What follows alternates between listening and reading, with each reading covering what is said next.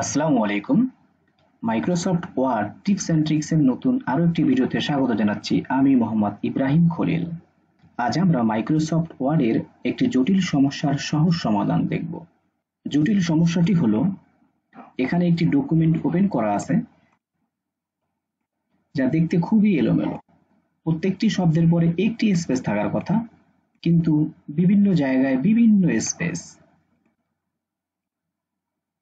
এই সমস্যাটি সমাধান করার সহজ নিয়ম জানা না থাকলে আমরা সাধারণত এভাবে করে থাকি: ব্যাক স্পেস প্রেস করতে থাকি, একটার পর একটা স্পেস প্রেস করে সমাধানটি করে থাকি, যা অনেক সময় সাপেক্ষ এবং বিরক্তিকর।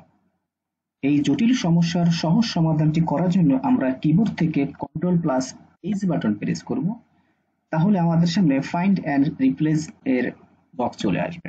ফাইন্ড হোয়াট, এখানে আমরা Shift+6 বাটন প্রেস করব এবং ছোট হাতের W।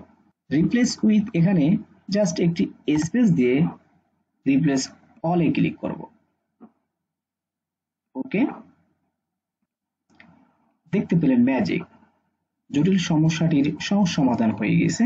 প্রত্যেকটি ওয়ার্ডের পর এখন জাস্ট একটি করে স্পেস আছে। আমরা কিবোর্ড থেকে Ctrl+A প্রেস করে জাস্টিফাই করে দিতে পারি, তাহলে আরো সুন্দর দেখাবে।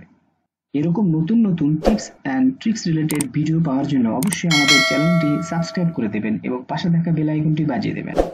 ধন্যবাদ ভিডিওটি দেখার জন্য। আসসালামু আলাইকুম।